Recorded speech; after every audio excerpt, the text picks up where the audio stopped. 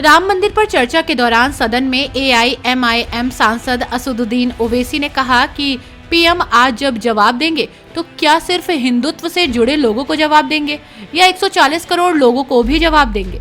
शिंदे गुट के नेता कह रहे हैं कि जब बाबरी मस्जिद ढहाई गई उस वक्त तत्कालीन पीएम नरसिम्हा राव पूजा कर रहे थे। उन्होंने कहा कि उन्हें परेशान ना किया जाए, आज मोदी सरकार उन्हीं को भारत रत्न दे रहे हैं। मैं कहना चाहता हूं कि इंसाफ जिंदा है या जुल्म को बरकरार रखा जा रहा है। ओवैसी ने पूछा कि मैं सवाल पूछना चाहता हूं कि क्या भारत सरकार का कोई मजहब है या सिर्फ एक धर्म की सरकार है या सभी को साथ लेकर चलने वाली। ओवैसी ने आगे कहा कि मैं बाबर औरंगजेब का प्रवक्ता नहीं हूं, मैं मर्यादा पुरुषोत्तम राम की इज्जत करता हूं, लेकिन मेरी नस्लें गोडसे से नफरत करती रहेंगी। अपनी बात खत्म करते हुए ओवैसी ने कहा कि बाबरी मस्जिद जिंदा थी, जिंदा है और जिंदा रहेगी। मोहतरम चेयरमैन साहब, आपका बेहद शुक्रिया। मैं इस मोशन की मुखालिफत में खड़ा हुआ हूं। सर, मैं शुरुआत में हबीब जालिब का एक शेर पढ़ना चाहता हूं। आप उर्दू जानते हैं और लॉ मिनिस्टर भी उर्दू जानते हैं। हबीब जालिब ने कहा था कि हुक्मरान हो गए कमीने लोग, खाक में मिल गए नगीने लोग, हर मुहिब वतन जलील हुआ, रात का फासला तवील हुआ, आमिरों के गीत जो गाते रहे वही नामो दाद पाते रहे, रहजनों ने रेजनी की थी, रहजनों ने रेजनी की थी, रहबरों ने भी क्या कमी की थी। सर, मैं अभी सुन रहा था हमारे शिंदे ग्रुप के शिवसेना के पार्टी लीडर अपनी तकरीर कह रहे थे, कहा कि 6 दिसंबर में जब बाबरी मस्जिद को शहीद किया जा रहा था तो उस वक्त के वजीर आजम नरसिम्हा राव पूजा कर रहे थे, आप ही ने कहा, और कहा कि वो डिस्टर्ब नहीं करना। तो ये बड़ा अजीब मौका है कि बीजेपी की ताईदी पार्टी ये कह रही है कि नरसिम्हा राव ने कहा कि मुझे डिस्टर्ब मत करो, मैं पूजा कर रहा हूं, और जिसने रथ यात्रा निकाला, इन दोनों को मोदी सरकार ने इस मुल्क का सबसे बड़ा सिविलियन अवार्ड दे दिया, सबसे बड़ा सिविल अवार्ड दे दिया। तो ये बताता है कि इंसाफ जिंदा है या जुल्म को बरकरार रखा जा रहा है। तीसरी बात यह है कि सर, इस ऐवान में सियासी पार्टियां आएंगी चले जाएंगी, आप आए मैं आया हम भी चले जाएंगे, मैं जमीन की गिजा बन जाऊंगा, ये ऐवान तो बाकी रहेगा। मगर सर, मैं ताजुब कर रहा हूं कि लोकसभा मुख्तलिफ आवाजों में कैसे बोल सकता है। लोकसभा तो एक ही आवाज में बोलना चाहिए, और लोकसभा भी भारत के संविधान आइन के बेसिक स्ट्रक्चर का ताबे है। और सर, ये इसलिए कह रहा हूं कि 16 दिसंबर को ये ले कर देता हूं, 16 दिसंबर 1992 को इसी लोकसभा ने एक रेजोल्यूशन पास किया था। आप इजाजत दीजिए तो मैं पढ़ता हूं सर। दिस हाउस, अच्छा, ये गुलाम नबी उस वक्त के मिनिस्टर थे, आज नहीं है, उनका नाम नहीं लेना चाह रहा था। This house strongly and unequivocally condemns the desecration and demolition of the Babri Masjid at Ayodhya by and at the instigation of forces represented among others by VHP, RSS and the Bajrang Dal, which has caused communal violence in the country. Such act of vandalism was carried out not only in violation of order of Supreme Court, but amounted to an attack on the secular foundations of our country. This House expresses anguish at the happenings and wishes to reiterate its resolve that it will ceaselessly endeavor to uphold the secular and democratic traditions of our country and for the maintenance of rule of law. और एक paragraph मैं नहीं पढ़ूंगा। मैं ताजुब कर रहा हूं कि जब इस ऐवान ने एक रेजोल्यूशन पास किया तो हुकूमत आएगी जाएगी, और हुकूमत ये मोदी हुकूमत जश्न मना रही है जो 6 दिसंबर को हुआ। तो ये एक बात है सर। चौथी बात यह है कि सर, नहीं, 6 दिसंबर के ऊपर कोई जश्न नहीं है। राम मंदिर के निर्माण की जो प्रतिष्ठा हुई है उसको संबोधन कर रहा है, और वो सर्वोच्च न्यायालय के द्वारा तथ्यों के आधार पर दिए गए निर्णय के कारण से हुआ है। सर्वोच्च न्यायालय का निर्णय है, तो तथ्यों के आधार पर निर्णय है। वो विषय आपने बोल दिया, ठीक है, ओके। परंतु जो मंदिर का निर्माण है वो नियमानुसार सर्वोच्च न्यायालय के निर्णय से तथ्यों को देख करके। और एक सेकंड, आप इस्लाम के बहुत जानकार हैं, विद्वान हैं वैसे भी अब कानून के, यदि किसी अन्य धर्म के स्थान पर मस्जिद बनाई जाए तो शायद उसको मान्य नहीं किया जाता। अभी एएसआई ने, सुप्रीम कोर्ट ने स्वीकार किया है कि वहां पर राम मंदिर था, तो इस विषय केवल ये है कि वहां पर राम मंदिर ठीक बना कि नहीं बना, वो विषय हो गया। तो कृपया इस पर यदि आप कुछ बोले तो बोले प्लीज। सर मैं आपको गलत साबित कर दूंगा सर।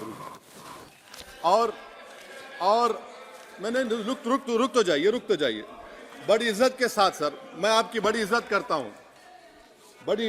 हूं सर। आपको मैं कोट कर रहा हूं सुप्रीम कोर्ट का जजमेंट, पैराग्राफ 1222 रोमन 17, उसमें लिखा गया है the destruction of the mosque took place in breach of the order status quo and the assurance given to this court the destruction of the mosque and obliteration of Islamic structure was an egregious violation of the rule of law। egregious का मतलब जो छोटी मोटी अंग्रेजी में आती है वो क्रिमिनल एक्ट कहा। और सर आपने कहा था कि वहां पर मंदिर को तोड़कर बनाया गया। सर मैं आपके सामने ये तमाम चीजें लेकर दूंगा, सुप्रीम कोर्ट के जजमेंट के पैराग्राफ्स हैं जिसमें सुप्रीम कोर्ट ने एएसआई की रिपोर्ट को नकारा। उन्होंने कहा कि मंदिर को तोड़कर मस्जिद नहीं बनाई गई थी। सुप्रीम कोर्ट ने कहा, सुप्रीम कोर्ट ने कहा। अब और मैं रख दूंगा, आप पढ़ लीजिए। अच्छा सर मैं अपनी तकरीर पर आ जाता हूं सर। तो मैं अपनी बात कर देता हूं सर। तो मैं ये पूछना चाह रहा हूं कि क्या मोदी सरकार एक समुदाय, एक मजहब की सरकार है या पूरे देश के मजाहिब को मानने वालों की सरकार है? जिसको नहीं मानते उनकी सरकार है, हमको बता दीजिए। क्या मोदी सरकार सिर्फ एक फिक्र और नजरिया हिंदुत्व की सरकार है? क्या इस देश का, इस गवर्नमेंट ऑफ इंडिया का कोई मजहब है? इस वतन अजीज सबके मजहब को मानता है। सर मेरा मानना है कि इस देश का कोई मजहब नहीं है। क्या ये सरकार 22 जनवरी का पैगाम देकर यह बताना चाहती है कि एक मजहब को दूसरे मजहब के मानने वालों पर गलबा और कामयाबी मिली? क्या आइन इसकी इजाजत देता है? क्या ये पैगाम आप जब ऐवान से दे रहे हैं तो 17 करोड़ मुसलमानों को आप क्या पैगाम दे रहे हैं, ये मैं आप पर छोड़ता हूं। सर 49 में धोखा हुआ, 86 में धोखा हुआ, 92 में धोखा हुआ, 2019 और 22 में भी इस ऐवान के जरिए हमको धोखा दिया जा रहा है। और अफसोस के साथ कहना पड़ता है सर कि मुस्लिम अक़लियत को हमेशा ये कहा गया कि तुमको भारत के शहरी बरकरार रहने के लिए एक बहुत बड़ी कीमत तुमको चुकानी पड़ेगी, और हम पर इल्जाम लगा दिया गया। सर क्या मैं बाबर का स्पोक्स पर्सन हूं? क्या मैं जिना का स्पोक्स पर्सन हूं? क्या मैं औरंगजेब का स्पोक्स पर्सन हूं? बताइए सर, आखिर मैं कहां तक आप मुझे लेकर जाएंगे? दूसरी बात यह है सर, दूसरी बात यह है कि फिर 6 दिसंबर के बाद देश में फसाद हुआ, नौजवानों को टाडा में डाला गया जो बूढ़े होकर निकले। यकीनन आपकी सरकार नहीं थी, आपकी सरकार नहीं थी। अच्छा, बल्कि मैं तो मर्यादा पुरुषोत्तम राम की इज्जत करता हूं, मगर मैं नाथूराम गोडसे से नफरत करता हूं। मेरी नस्लें नफरत करती रहेंगी क्योंकि नाथूराम गोडसे ने उस शख्स को गोली मारी जिसके जबान से आखिरी लफ्ज निकले हे राम। सर छठी बात यह है कि 87 में मलियाना हाशिमपुरा हुआ, 83 में नेल्ली हुआ, 44 में जम्मू में नस्ल कशी हुई, 2022 में हल्दीवानी में कत्ल हुआ। इतने धोखे सबसे बड़े किसको दिए गए? असदुद्दीन ओवैसी को दिए गए। मगर फिर भी मुझसे ही कहा जाता है कि वफादारी को तुम साबित करो अपनी ओवैसी। सर आज भारत के 17 करोड़ मुसलमान अपने आप को अजनबी और एलिनेट महसूस कर रहे हैं। मैं बहुत बड़ी नाइंसाफी होती है, सर ये कोई तारीखी नाइंसाफी को इंसाफ नहीं किया जा रहा है। स्पीकर बल्कि अंग्रेजी में स्पीकर सर केवल एक प्रश्न का जवाब ओवैसी साहब दे दें कि बाबर को वो आक्रमणकारी मानते हैं या नहीं मानते? पुष्पमित्रा संघा को आप क्या मानते हैं? बताओ, पुष्पमित्रा संघा को आप क्या मानते हैं जम्मू के वो कश्मीर के वो राजा को क्या मानते हैं जिसके पास एक फौज थी मंदिरों को तोड़ने के लिए? आप क्या मानते हैं? यही तो मैं कह रहा हूं कि निशिकांत दुबे 47 में आजादी मिली असदुद्दीन ओवैसी से बाबर की बात पूछ रहे हैं। तुम गांधी की बात पूछते, तुम बोस की बात पूछते, तुम जलियांवाला बाग की बात पूछते, तुम काला पानी में जो मुसलमान शहीद हो गए उनकी बात पूछते, मगर बाबर की बात पूछी जाती है। तो सर मैं आपको बता रहा था, खामखा डिस्टर्ब किए सर, मुझे मेरा वक्त ले लिए निशिकांत दुबे। सर मैं आपसे कह रहा था, मोदी हुकूमत ये पैगाम दे रही है भारत के मुसलमानों को कि जान बचाना है या इंसाफ चाहते हो। मैं कह रहा हूं मैं भीख नहीं मांगूंगा, मैं इस नंगी तासुब को कबूल नहीं करूंगा, मैं दूसरे दर्जे के शहरी के मौक़िफ़ को कबूल नहीं करूंगा, मैं अपनी शनाख्त को नहीं मिटने दूंगा। अब मैं झूठी और दिल फरेब बातों पर हरगिज भरोसा नहीं करूंगा। मैं वो काम नहीं करूंगा जो बीजेपी और नाम निहाद सेकुलर पार्टियां चाहती हैं। मैं वो काम करूंगा जो आपको पसंद नहीं है, संविधान के दायरे में रहकर। सर कंक्लूजन में मैं आपको बताना चाहता हूं कि आज इस देश को किसकी जरूरत है? इस देश को अयोध्या में, तारीख शायद नहीं पढ़ते होंगे, मौलाना अमीर अली कौन थे? पुजारी बाबा रामचरण दास कौन थे? अयोध्या के पुजारी थे। दोनों ने मिलकर अंग्रेजों के खिलाफ जंग लड़ी थी और दोनों ने, अंग्रेजों ने इनको गिरफ्तार किया और एक पेड़ पर मौलाना अमीर अली को और पुजारी रामचरण दास को फांसी दे दी गई। देश को इनकी जरूरत है। देश को शंभू प्रसाद, अचन खां, ये राजा देवी बख्श सिंह के फौज में थे, अंग्रेजों से मुकाबला किया, मुसलमान की लाश को जला दिया गया और शंभू प्रसाद को दफना दिया गया। इस देश को यह जरूरत है, देश को बाबा मोदी की जरूरत नहीं है। आज भारत को अयोध्या के मौलाना अमीर अली और रामचरण दास, अचन खान, शंभू खान की जरूरत है। सर मैं अभी सुन रहा था ये नाम निहाद सेकुलर पार्टियों के बयानात को।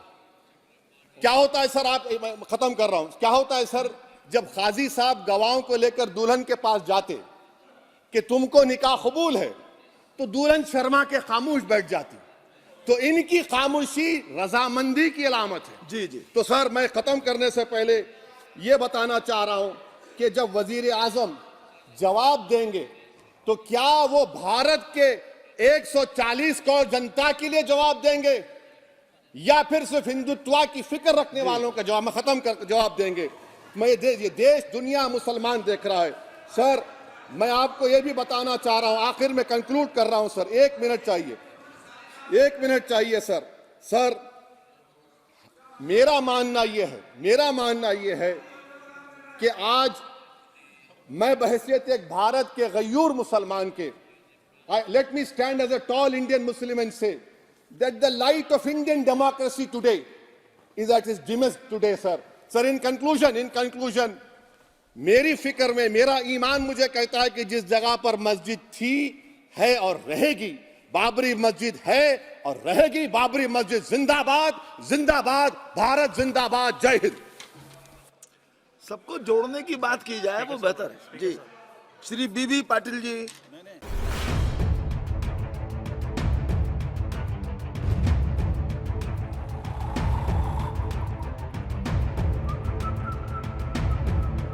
हर बड़ी खबर का असली एड्रेस है खबरनामा, इसलिए हर न्यूज अपडेट के लिए सब्सक्राइब करें और फॉलो करें खबरनामा।